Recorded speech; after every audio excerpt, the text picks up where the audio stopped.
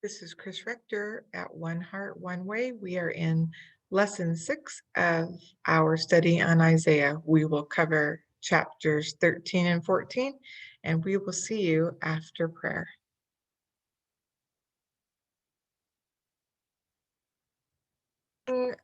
Okay, so we're back from that. We're going to review. And so I'm going to just give you guys who are in group 1 the prompt, and if you could just give us all what you think is the main verse or a couple of verses, whatever you guys have. So in chapters 1 through 5, we had the vision or the word song concerning Judah and Jerusalem during the reigns of Uzziah, Jotham, Ahaz, and Hezekiah. So what verses did you find or verse that would correlate with that? Anybody in group 1 or whoever you have speak. Isaiah 1:1, Okay. 2:1, and 5:1. Okay, good. That's all you needed. Those ones were pretty clear. How about God has a case against his people? Remember, that's sort of how we characterize the beginning of this book. That one's not as clear. What'd you guys come up with? We saw a few different chunks. So go ahead, whoever was going to talk. We had like 1:4, and then the one that had kind of the legal terms was 1:18. Yeah, good. So you could find lots of God's argument for it, but yeah, that verse 1:18, come let us reason together, is how it's translated for us. That's the one in the original language is court language. Okay, good. And I actually added that category in there. It wasn't in the summary from Precept, but that's how we've been talking about it. So, all right. So then throughout those chapters, you would find chunks of verses on sin, so their sin, the judgment for their sin, and the promise of restoration. So what verses did you find that you would, that you could talk about Israel's sin in verses 1 through 5? Not too hard to find, but Chapters. yeah, chapters. I'm sorry. Thanks, Barb. Chapters 1 through 5.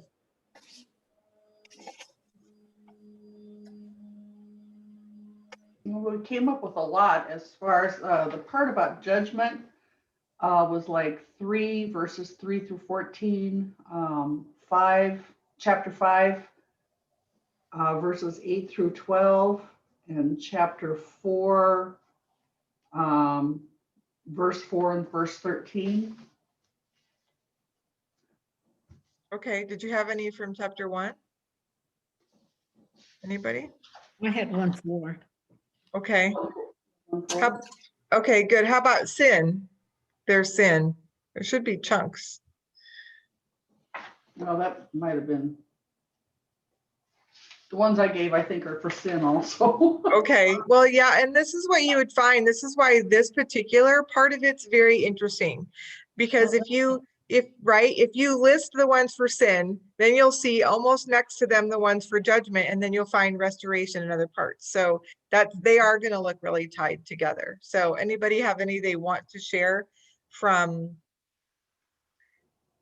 either one of those two before we talk about restoration? Any more you want to add for sin or judgment?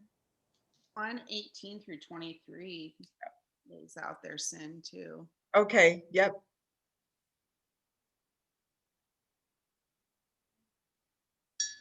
Okay, how about restoration?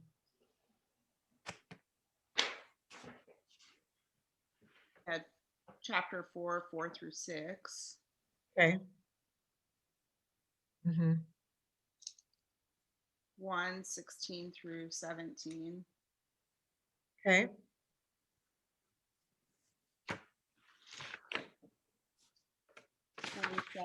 Chapter 1, verse 27. Okay.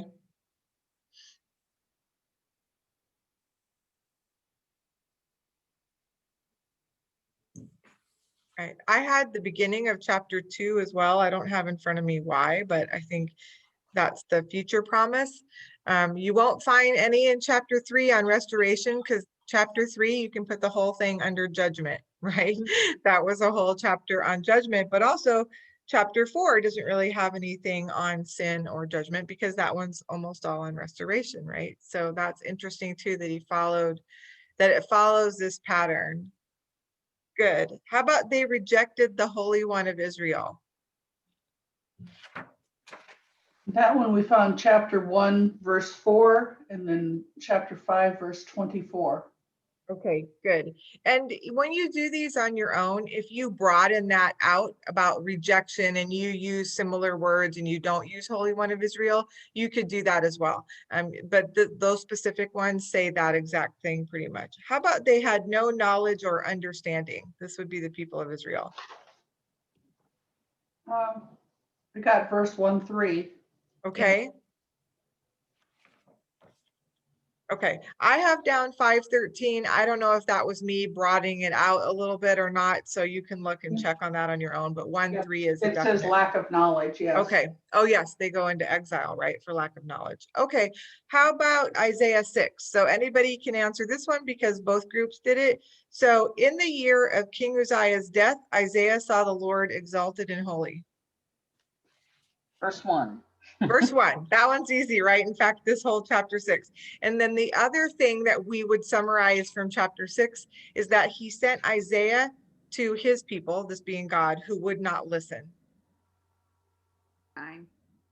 Okay.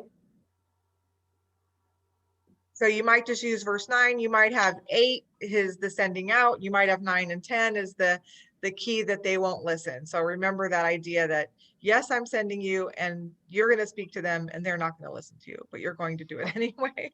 So that's the job title you want to sign up for, right? The one where they say, well, this is what you're going to do, but it's actually not going to do any good. So that's it. All right, the group who did 7 through 12, this is Isaiah speaking to King Ahaz, and God says, don't fear Aram, Syria, and Israel and Assyria. Don't fear any of those places. What verses did you find on that? Chapter 7, verses 4 through 7, basically. Okay, You know, they plan evil, but it's going to come to nothing. okay, good.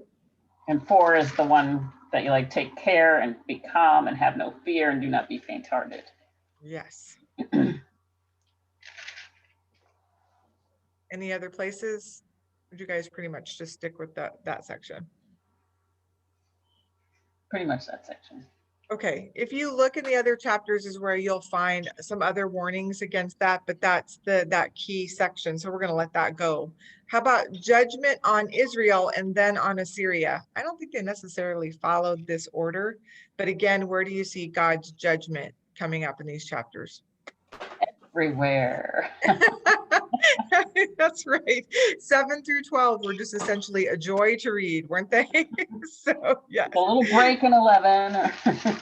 Yes, no, nothing in 11. So yeah, so you'll find what you want to list some of them for us, Kim? Do you have a couple I there? think we had, I was scratching things out and rewriting as I was looking again. So it's like 7, maybe 17. 19 and 17. Yeah, on Okay. Israel, 17 through 19. 8:4, we said. Yep, 8, 4, 9, 12. And then looking for Assyria, there's a whole section of woe to Assyria in chapter 10 from like 5 to, it was like 5 to 19. It's kind of a judgment against Assyria. Okay, I'm Mhm. sorry. Is somebody asking something? No? Okay, maybe somebody's talking off camera. Okay, how about the branch? And then we'll do the remnant. How about the branch first? That one's fairly easy. That's a chapter 11, basically 1 through 16. Okay, Talks about the branch. and oh, go ahead. I was going to say the specific is like chapter 11, verse 1, but the whole through 16 talks about him. Okay, and how about the remnant?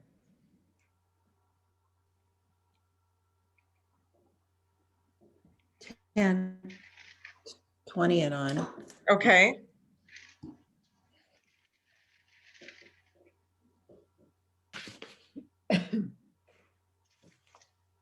How about chapter 7?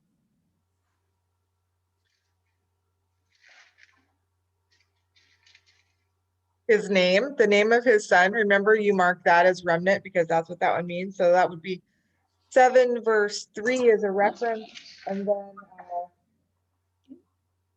well, I had one that's probably just my own thinking. And then, did you guys talk about 10 or 11?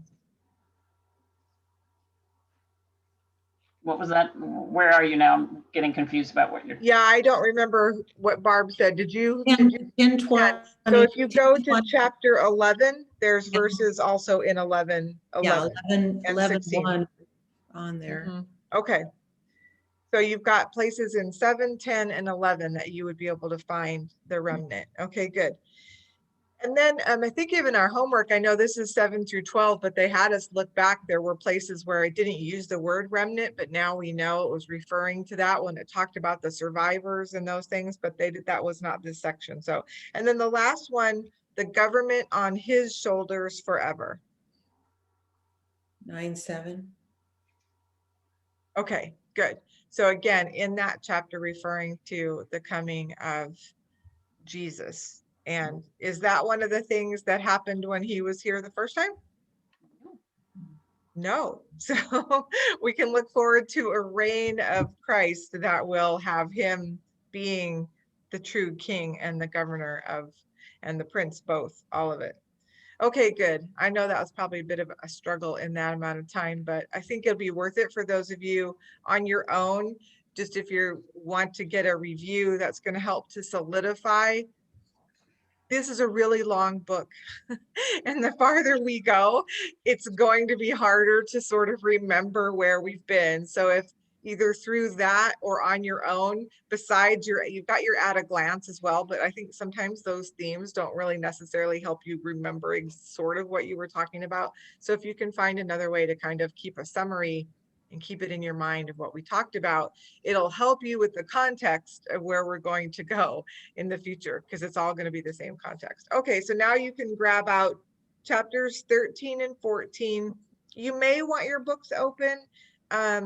Eventually there might be cross references that you need to look at. Some of them I'm not sure you'll even need to remember to look at. I think you'll remember what we're talking about.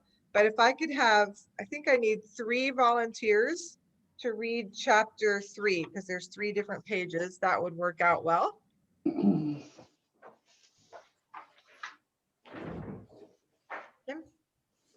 You do page 1, Kim? Sure. Okay, I need page 2. Jasmine, and then the little page, page 3. Esther. Okay, so whenever you're ready, Kim, you can go ahead with Isaiah 13. The oracle concerning Babylon, which Isaiah the son of Amos saw. Lift up a standard on the bare hill, raise your voice to them, wave the hand that they may enter the doors of the nobles.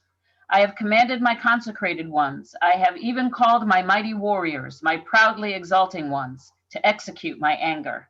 A sound of tumult on the mountains, like that of many people, a sound of uproar of the kingdoms, of nations gathered together. The Lord of hosts is mustering the army for battle. They are coming from a far country, from the farthest horizons. The Lord and his instruments of indignation to destroy the whole land. Wail, for the day of the Lord is near. It will come as destruction from the Almighty. Therefore all hands will fall limp, and every man's heart will melt. They will be terrified. Pains and anguish will take hold of them. They will writhe like a woman in labor. They will look at one another in astonishment, their faces aflame. Behold, the day of the Lord is coming, cruel, with fury and burning anger, to make the land a desolation, and he will exterminate its sinners from it. For the stars of heaven and their constellations will not flash forth their light. The sun will be dark when it rises, and the moon will not shed its light. Thus I will punish the world for its evil and the wicked for their iniquity. I will also put an end to the arrogance of the proud and abase the haughtiness of the ruthless. I will make mortal man scarcer than pure gold, and mankind than the gold of Ophir. Therefore, I will make the heavens tremble, and the earth will be shaken from its place at the fury of the Lord of hosts, in the day of his burning anger. And it will be that like a hunted gazelle, or like sheep with none to gather them, They will each turn to his own people, and each one flee to his own land. Anyone who is found will be thrust through, and anyone who is captured will fall by the sword. Their little ones also will be dashed to pieces before their eyes. Their houses will be plundered and their wives ravished. Behold, I am going to stir up the Medes against them, who will not value silver or take pleasure in gold. Their bows will mow down the young men. They will not even have compassion on the fruit of the womb, nor will their eyes pity children. And Babylon, the beauty of kingdoms, the glory of the Chaldeans' pride, will be as when God overthrew Sodom and Gomorrah. It will never be inhabited or lived in from generation to generation, nor will the Arab pitch his tent there, nor will shepherds make their flocks lie down there, but desert creatures will lie down there, and their houses will be full of owls. Ostriches also will live there, and shaggy goats will frolic there. Hyenas will howl in their fortified towers, and jackals in their luxurious palaces. Her fateful time also will be soon come, and her days will not be prolonged. Okay, so if you remembered what chapter 12 was, chapter 12 was the beautiful chapter of the focus of God's promise that there will be a day when Israel will stand and say, God is my salvation. So a beautiful chapter. Again, you can kind of see this pattern. And now we have this series of 10 chapters. So gird your loins, right? Prepare yourselves. You have 10 chapters of oracles. So does anybody happen to know what's another word that we could use that we don't really talk about oracles very often? In this case, did anybody look it up or know what it means? Someone said judgment.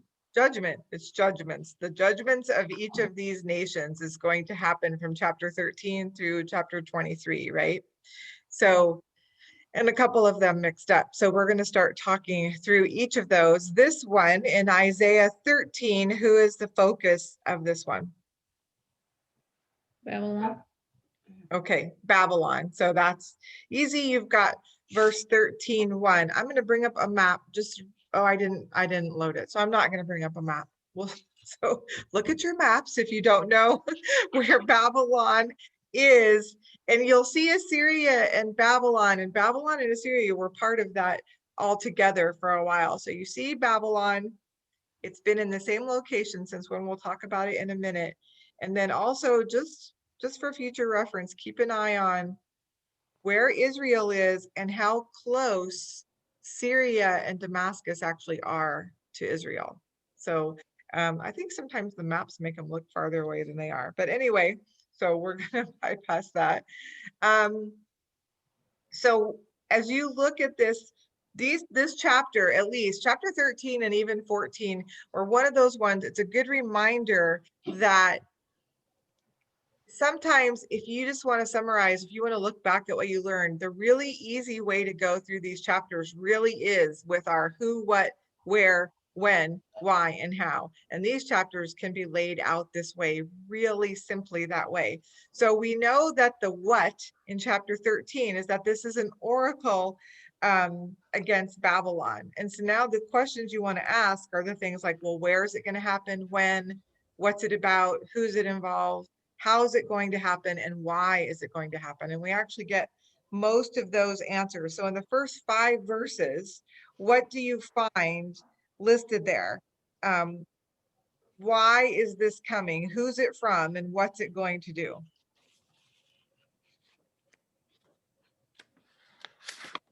I basically summarized it as a battle cry from God. He's proclaiming that this is going to happen. He's calling his armies to him. He's preparing for war.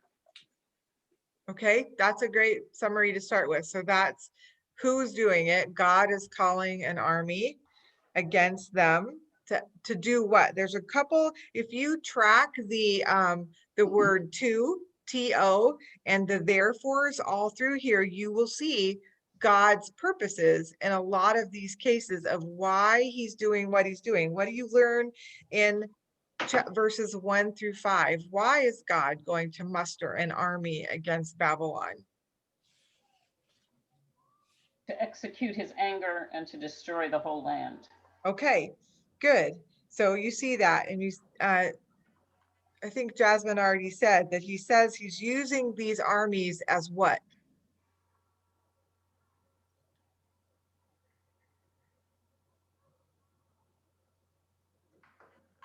The last part of 5, right before the They're very. instruments of indignation. Yeah. Does that remind you of what we looked at last week? That are any of these nations, they may think they are, but are any of these kings or nations operating of their own accord, really? Mhm. No, God continues to make it clear that he is using them as tools of his judgment, his wrath, his fury, his indignation, that he's going to do that. And that ultimately, if he allows that, that you know he's doing that as a purpose. Okay, so he has allowed them to be the tools, and now he's going to use others to still come against them, even though he used them before. Good. What do you see in the next set of verses about the people and what this will be like? Timing and how they feel, what's it going to be described like?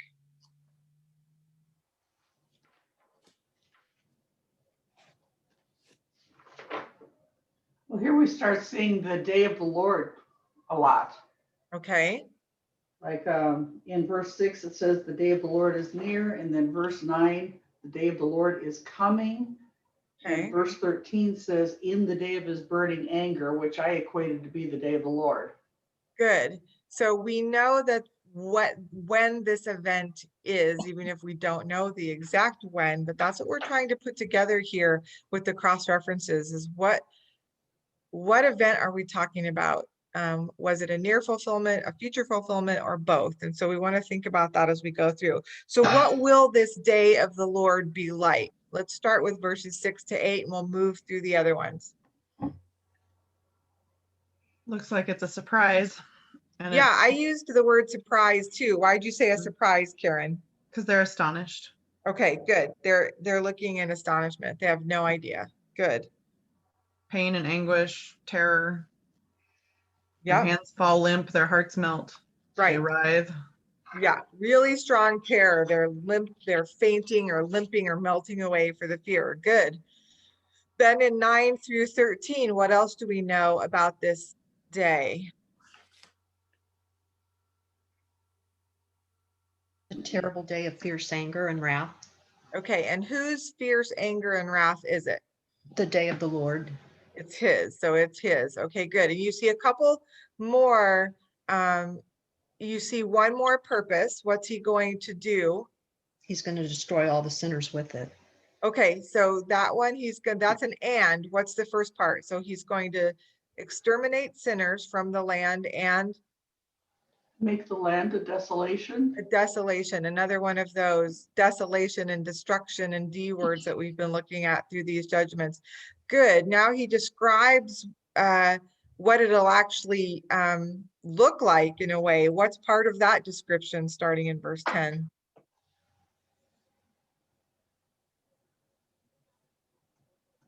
It's going to be dark. The sun Dark. won't I was going to say you could summarize it with another D. It's not listed there, but none of the natural lights will give off their light. And when you guys hit that part, some of you might have just started to go, oh, this rings a bell. This sounds like one very other specific time, which will be interesting when you get to the cross references.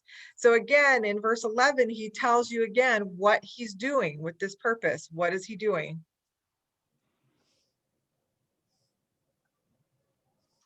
He's be gonna punishing the world for their evil. Okay, so punishing for evil, what other words does he use to describe that reason he's punishing them? Iniquity, Okay, arrogance, yep, haughtiness. yep, pride, yep, all those words we've been looking at. So evil, the wicked for iniquity, arrogance, pride, haughtiness. He describes them as ruthless. Good.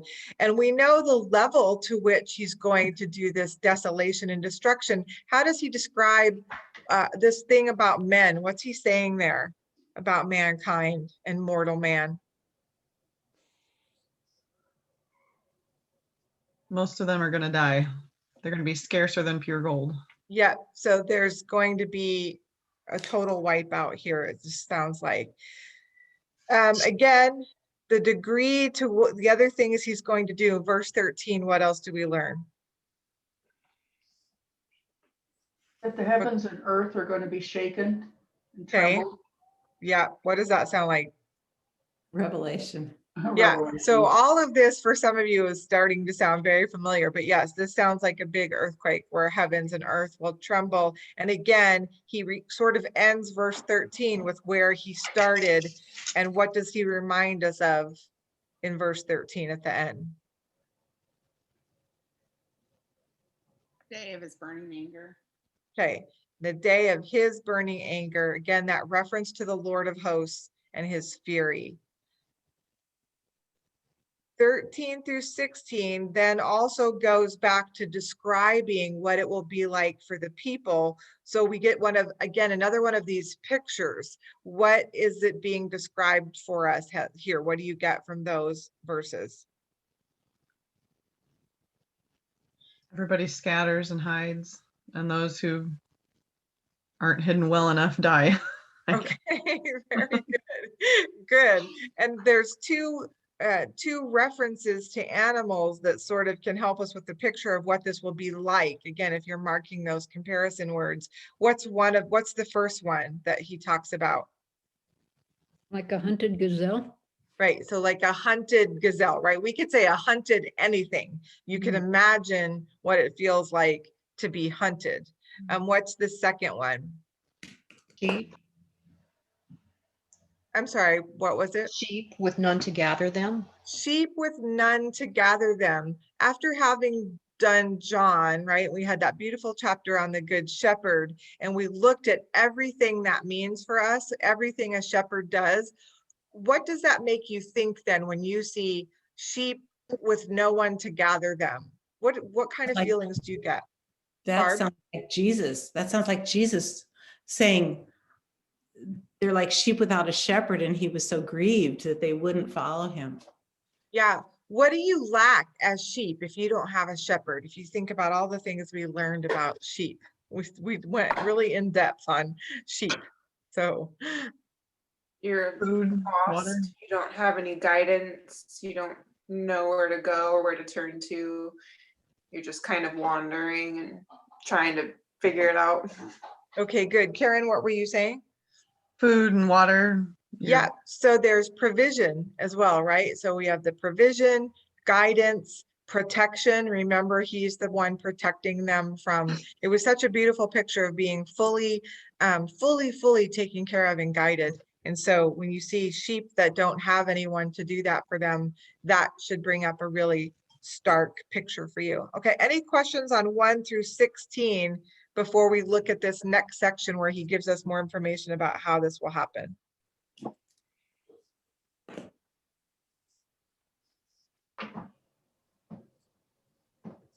14 through 16, that they didn't seem to separate it. I don't see the color difference, but that seemed to me to be more of the more immediate, a soon to be realized prophecy, whereas the day of the Lord seemed to be from, what's that, 6 to 13.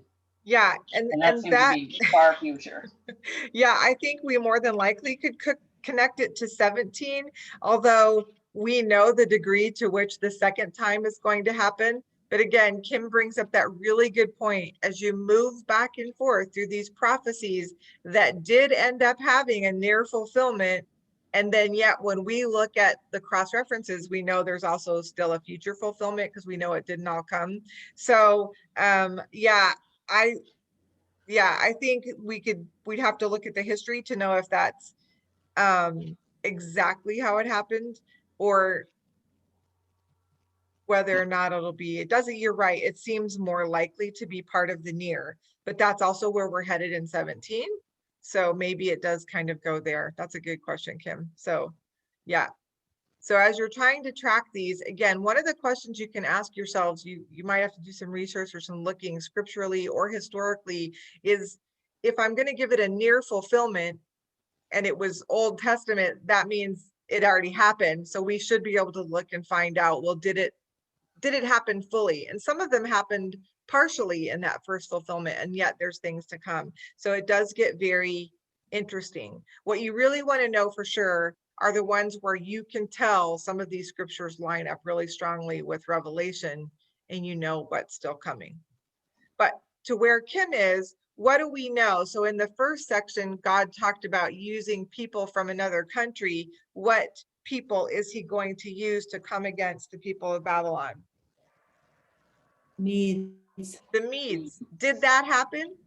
Yes. Yes. So we didn't go there yet, but some of you already know that. If you've done Daniel or other studies, you know sort of the order of how empires rose and fall, right? There was a certain order, and the ones we've been looking at, we had Assyrians, Babylonians took care of them, and the Medes and Persians took care of the Babylonians. So they happened historically the way God said they were going to. Okay, what do you learn about these Medes and the way that they're going to conquer Babylon, which finishes out 17 through 22? Would you want to be conquered by these people? Mhm. No. No. They're ruthless, merciless, and cannot be bought. Okay, good. I like that, because why do you say they cannot be bought part, Esther? Because in 17 it says that they will not value silver or take pleasure in gold. So to me, that means they can't be bought off. True. Yeah, and or they're not conquering for those reasons, And the right? objective is to adopt people. Yeah, they're just coming to Yeah. destroy the people. Good catch on that. So how do we know? So Esther used some great words that make great summaries. Why is she telling us ruthless? These are even hard to read, right? When you read these. Yes. No compassion for babies or children. Yeah, what kind of babies? Ones in the womb. Yeah, the ones still in the womb even, right? Again, God referencing that he values life in the womb, right? You can see it here. There are these places in scripture where you see God saying, I count that person, right? I count that person in the womb. But the Medes will not have pity on them or children. And so then what's going to happen? So we have this description of what will happen to Babylon for the rest of these verses. Never be inhabited. Okay, Generation to generation. good. Will never be inhabited again. Except for by the wild animals. Yes, the wild animals. So you get a description of what kind of animals. I always think desert. I don't really know that much about geography, except that it sounds very just blah and deserty when I look at this list of animals that will live there, not the ones you really want to hang out with. And he gives us our other one comparison, that when we see this comparison, we can imagine the level of destruction, because there was one that already happened also. And what was that? Sodom and Gomorrah. Right. And that was a complete burning and destruction, right, from God. So that is what is going to happen to Babylon according to the Lord, with tools of his indignation. Any questions on 13 as we wrap up through that? I mean, the whole chapter 13. So in this last section about the total destruction and that, would that be a far prophecy in that? Because Babylon has been, or is, we know is going to kind of get rebuilt. Yeah, I mean, that's a good question. So there are ruins, which is one of the other things. I didn't want to spend any time with pictures. Do you guys remember we talked about this a bit when we talked about Revelation before? And so there are pictures that you can go get. So Saddam Hussein was working on the rebuilding of Babylon. In fact, his palace, you look at where his palace was, some of the ruins of Babylon are right behind there. So there has sort of been this presence, and they are currently working on it. I went and checked the same website that we looked at then, which is the World Monuments Fund. Again, being funded with in part by the U.S. Department of Embassies and Treasury. So you're helping to pay for the rebuilding of Babylon, in case you forgot that.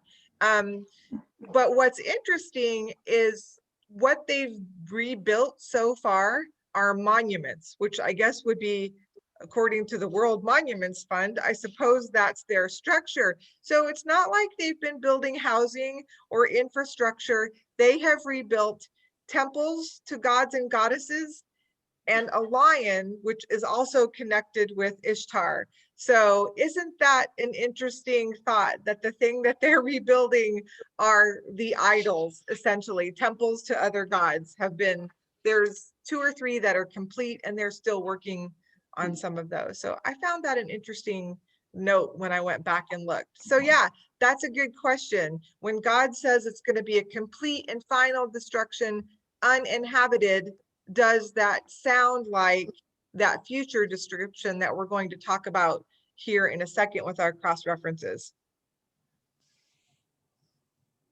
So adding that in, you guys looked at Old Testament cross references about Babylon, and then we looked at some New Testament ones. Let's talk about the old ones for sure right now, and then we'll see where we want to add in the other ones. I think we're going to do them all together. So if these are on your day 4, they kind of put them way at the end. So in the Old Testament, some of you probably just know this or remember, where does the Bible first talk about what we now call Babylon? Genesis. In Genesis, in 10 and 11. And what do we know about the origins of Babylon? Apple. It was Babel. It's like, I know you guys know this. Like, I know you know. What happened at Babel, Chrissy? This tower as high as the heavens, and so that nobody could, well, they thought that they were going to be more powerful than God, and so God destroyed it and gave them all different languages. Yep. So at this same site, they wanted to build a tower to God, being more than God. They could have their own way and do their own things. And as Chrissy said, God destroyed that and scattered them and scattered their languages. So that Babel, it's the same. It's the same place. It's the same name as Babylon, which is really interesting to watch the continued historical pattern of Babylon. So that's what happened with it in the Old Testament. And then we started looking at, we talked about what Babylon's like today. And then you started to look at the New Testament cross references, which were a great reminder for some of us. Again, we're not going to go through in detail because we can get the big picture. And there were 14, 17, 18, 19, there's a lot of chapters about Babylon in Revelation, right? Which is really interesting. So let me ask you one general question. As you read the destruction or the coming, the information you get about Babylon from Revelation, does it sound at all like chapters 13 and 14 of Isaiah? Are there parts of it that sound like that? I see some nodding. So yes, you can start to kind of tie those in. And some of you already recognize that as you were reading 13, that there are things that sound like that day. So in Revelation, let's just kind of do our 5 W's and an H. So we know it's about Babylon, and I think I sort of already gave it away, but what is it that we learn is going to happen to the future Babylon in Revelation? Going to be desolated in an hour, just totally destroyed, sunk. Yeah, Smoke, gone. burning, gone. Burning. Again, notice these references to burning. Isaiah has been full of them, and that is the picture in Revelation all the way through. Not water, not floods, but burning and fire. Good. So we know that's the what. Why is it going to happen according to Revelation? We've seen why it's going to happen according to Isaiah. What does Revelation tell us about the future destruction of Babylon? Why is it? I wrote, because the nations drank of her immorality and became rich because of the wealth of her sensuality, and to the degree she boasted, she will be paid back. Good. Right in that same section as Kim, here's one of the great tie-ins. It talks about her level of sin. How is it described? Anybody remember? Her sins are piled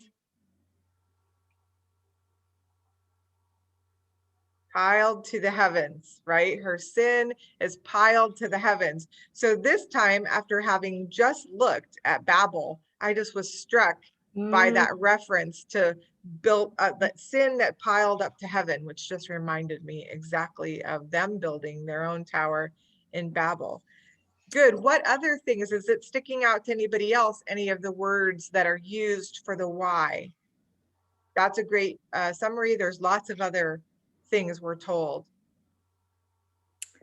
A lot of the Old Testament kind of mentioned the Israel's waywardness as prostitution, and she's Mhm. pictured very much as that. Yes. Yep. As the harlot. That's Mhm. the Old Testament picture of any of God's people who connect themselves to idols instead of him. So Israel was considered as the bride of God. If you look at places in the Old Testament, that's how he pictures that there's a marriage relationship.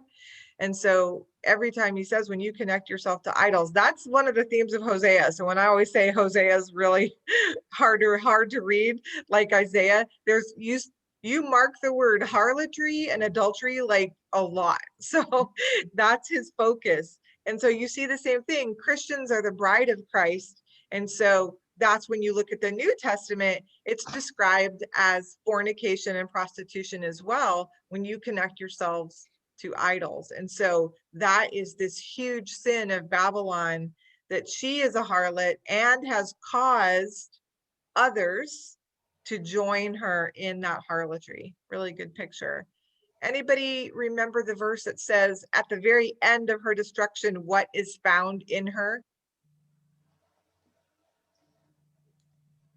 The blood of the saints. And the blood of the saints, and the witnesses Yeah, of and the witnesses. So she causes the death as well. She's it's just a cup of wrath, a cup of I mean, the descriptions all the way through there are just very strong.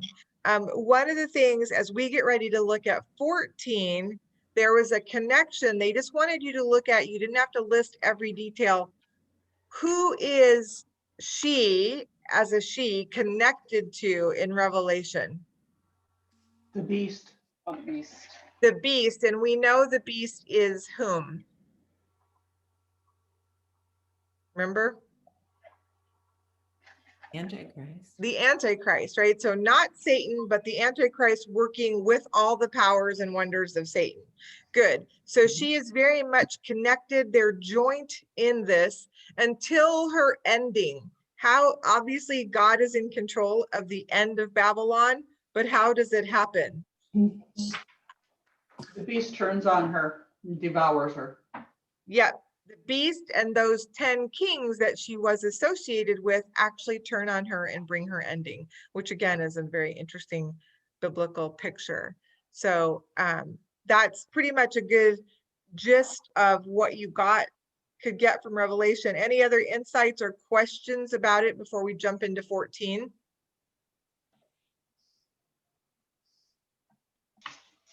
Okay, so we know that that is a future fulfillment. What's interesting is we look at Babylon and the fact that it's not like a major city right now. There are things around it, but so it's one of the reasons why people will say, well, Revelation must be symbolic because that place doesn't exist really right now. Does it have to exist right now for God to do what he says he's going to do in Revelation? Nope. No. And also, even though Revelation talks about it as a city, which we went through this in Revelation. Well, it says city, but a lot of people think maybe it's not a city. We know two things, right? We know very much it does sound like he's talking about a city, but we also know based on the way Babylon is described, what else does it represent besides a city?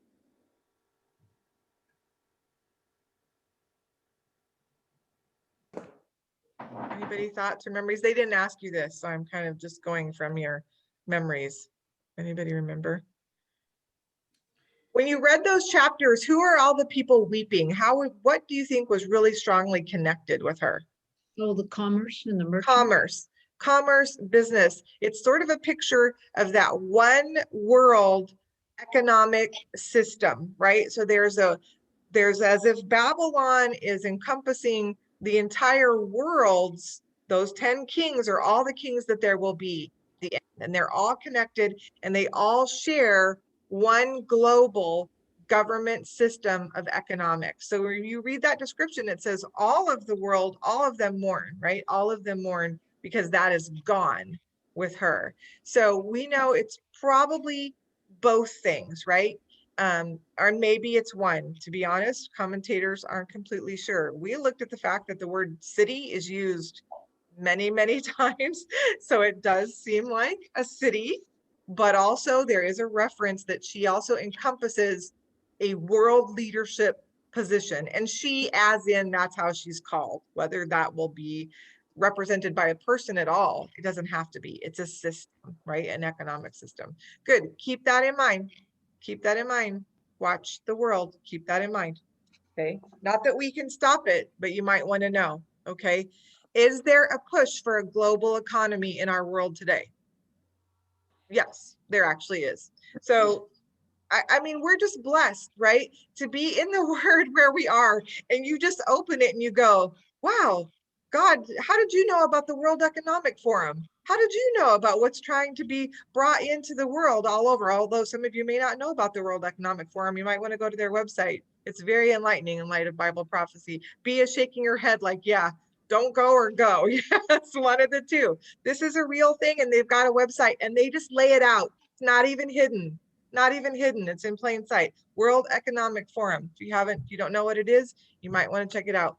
Okay, so let's move with all of that into Isaiah 14. He's still at the beginning talking about Babylon, but the focus changes a little bit. What do we add to this picture of this focus of judgment in Isaiah 14?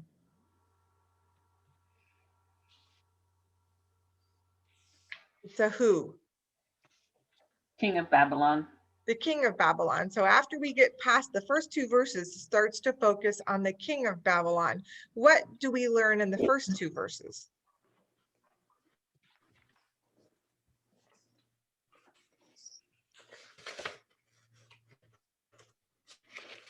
It's the when. This is going to happen as part of the when.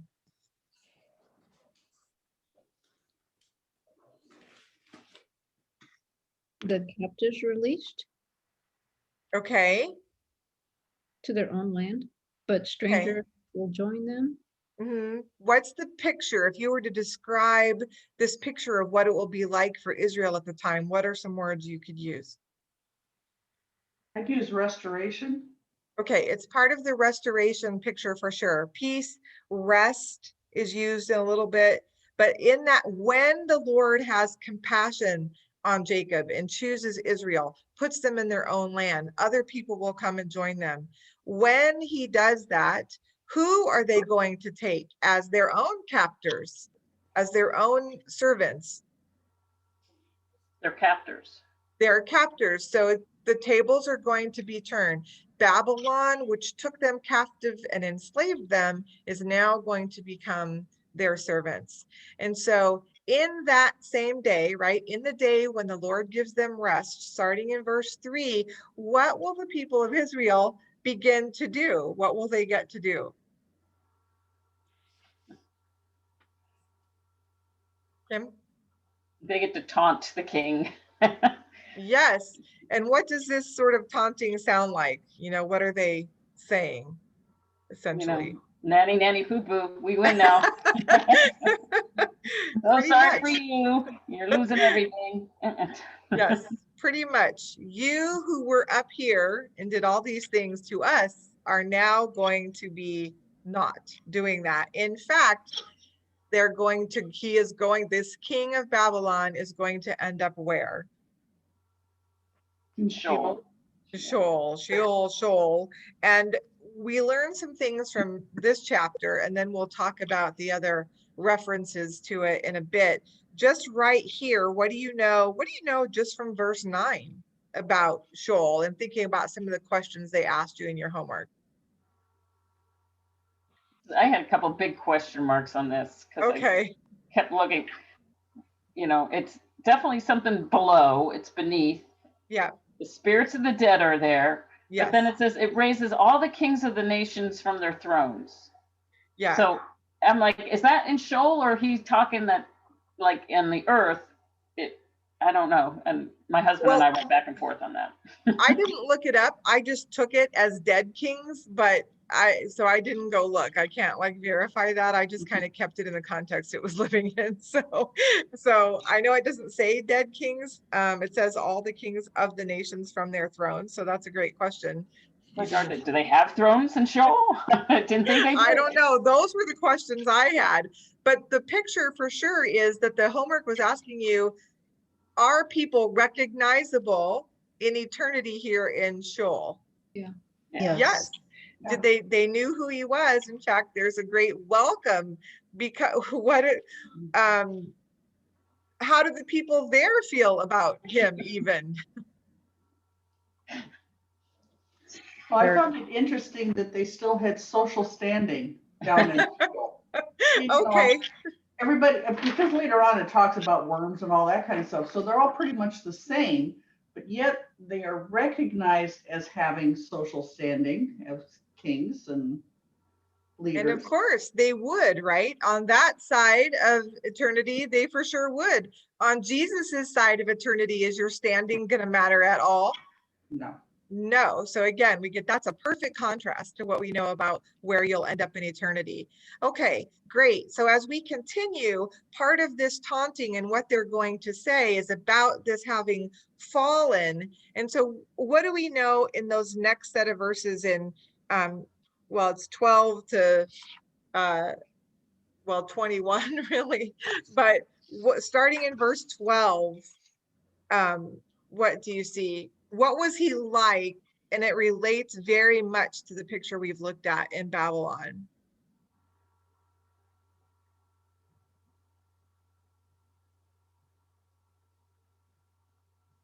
What had he said about himself?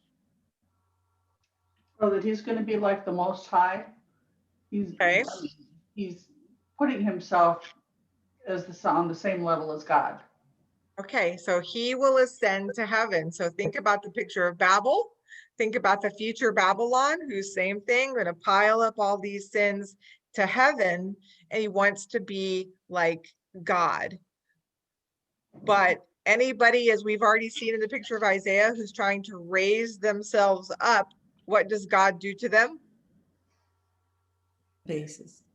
Bases and brings them down. And that's what they're saying to him, right? How you have fallen. Again, another reference to Sheol in verse 11, and then in verse 15, you have been thrust down. And then again, described as what? The pit. The pit, right? Which you'll see kind of frequently through scripture, in Psalms, I think a lot, or in Proverbs, maybe both, this idea of a pit. And definitely low, right? You had recesses of the north described for heaven, but then recesses of the pit described for hell. Again, we have this reference to those who see him, do they know him? In the next verses. Mm-hmm. Yes, and what are they saying about him? They're staring at him, Yeah. gazing at him, Mm-hmm. and it sounds like they recognize that he was going through kingdoms and taking everybody captive and doing all that damage. Okay, good. Any thoughts or questions before we continue with 19? It continues on, but thoughts, questions, insights on what you see so far? Interesting. Called a rejected branch. What, Barb? It's interesting, called a rejected branch. Yeah, it is interesting. Like a rejected branch, right? Mhm. Like one. That comparison is Or interesting. Jesus compared with the branch. Yeah. Kim, were you gonna say something? Verses 12 through 14, Mm-hmm. I have heard before related that to Satan, that was Lucifer. Yeah, Good. I've heard that as well. And what's referenced here is that because we also have words like man, they call him a man specifically. So when you watch for those words, so there's also a definite group of people who think not. not Satan, but a man. So there's other people who think certain historical figures. But if you think about that description in 12 and 13, and you think about what we know about the future destruction of Babylon, I was just thinking this. I don't know if anybody else has ever thought it, but who could it be who would still fit both those pictures? A man connected to Satan. Who would that be? Antichrist. Yeah, the Antichrist. So I just kind of thought, well, I wrote that in there sort of as a, that seems possible because he is a man, right? There is a man who will be the Antichrist. So it's interesting. It's not anything, I don't know if anybody else would say that or think that, but it seems to fit the Revelation picture, that's for sure. Yeah, but yeah, there have been references to that before because of what it says there. But again, this is his thinking of that's who he thinks he is. Mm. Didn't necessarily have to have been that person, or and that wouldn't have been a man. So again, depends on which kinds of details you like, right? So everybody gets connected there, but definitely there is that school of thinking, and so you could look at that on your own as well. Okay, so Barb got us kind of connected with verse 19, where he's been like a rejected branch. What's the rest of this that's happening in 19 to 21? He's looked at so badly that there's a reason why. And then what else do you think here of what was being said here in those verses?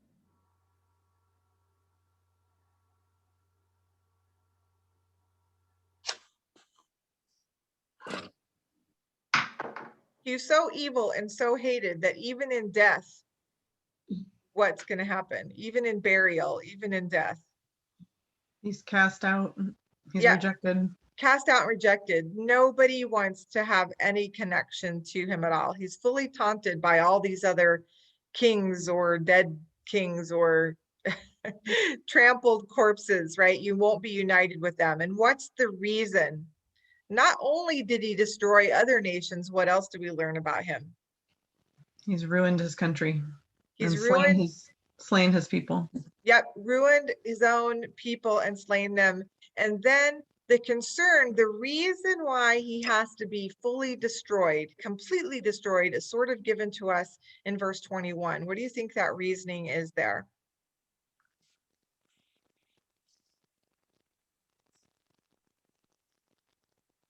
You don't want his offspring to take over. Yep. Take- Yep, so that will never happen again, that his own offspring would not arise and take possession of the earth and fill the face of the world with cities. So that's the level to which that kind of, that goes back to 13, right? With that full level of complete destruction that's going to happen against them. In verses 22 to 27, God goes back to telling us about this, that where is this destruction coming from?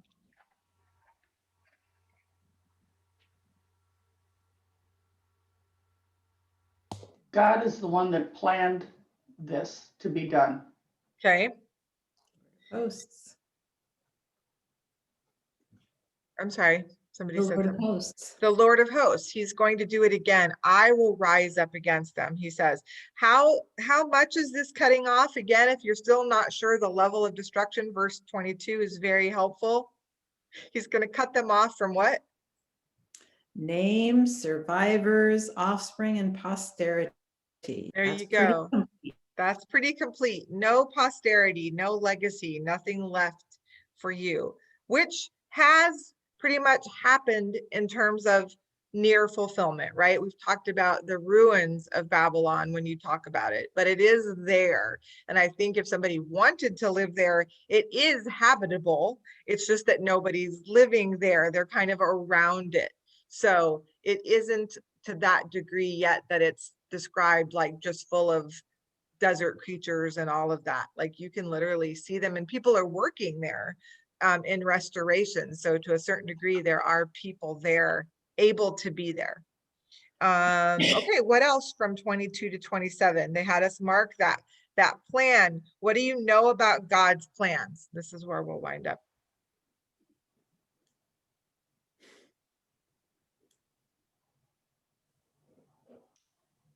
You can trust in it. He says, I planned it, I will do it. It will be accomplished.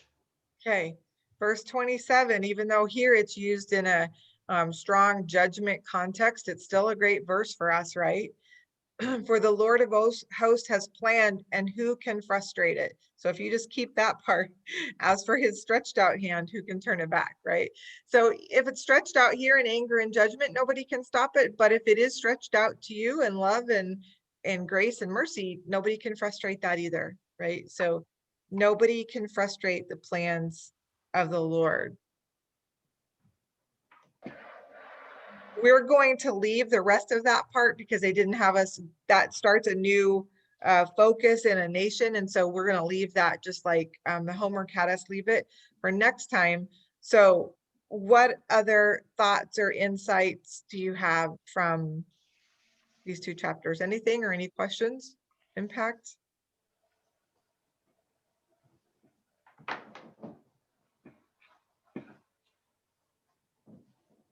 Do you think it's ever a good idea to say that you're going to take your control of situations and build things up for yourself and rise as high as you can?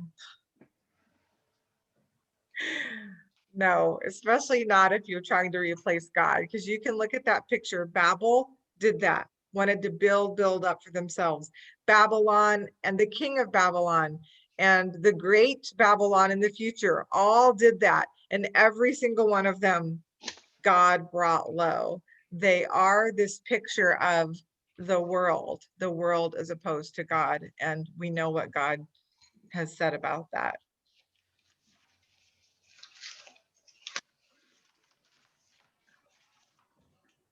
Other thoughts?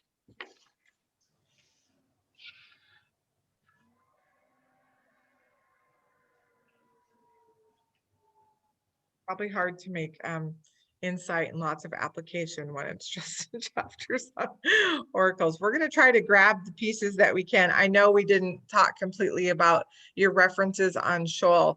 Just to be honest, we have done that Luke 16 passage, I think, in every precept study we've ever had, including this last summer. So if any of you still have questions about Luke 16, you can contact me in person, because I'm telling you, if we had time for it, I would have fit it in. But must be super important, because I do. Chrissy's nodding like, I don't think we have ever had a study where we have not.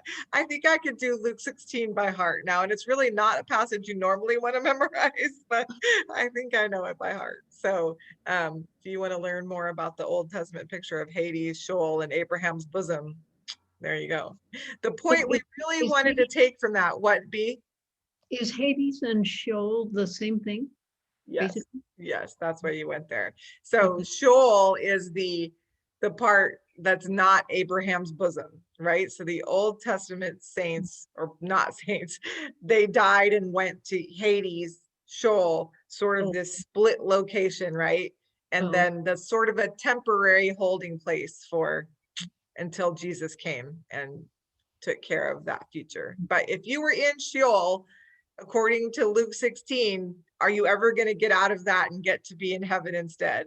No, you had to be in Abraham's bosom. But that was the good news for them. There were what God would have called believers. There were people in the Old Testament who had that knowledge and were with God.